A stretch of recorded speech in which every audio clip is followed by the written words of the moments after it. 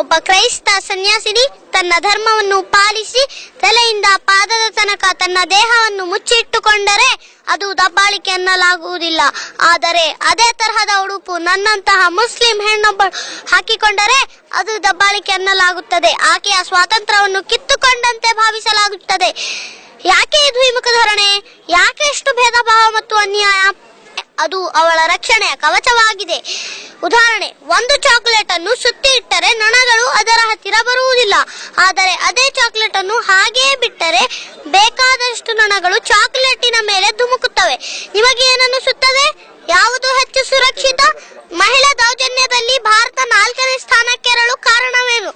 ದೆಹಲಿಯಲ್ಲಿ ಮಹಿಳೆಯರ ವಿರುದ್ಧ ಅಪರಾಧಗಳು ಹೆಚ್ಚಾಗುತ್ತಿರೋದು ಏಕೆ? ಅಮೆರಿಕದಲ್ಲಿ ಮಹಿಳೆಯರ ಮೇಲೆ ಅತ್ಯಾಚಾರ ಮತ್ತು ಹಿಂಸೆ ಹೆಚ್ಚಾಗುತ್ತಿದೆ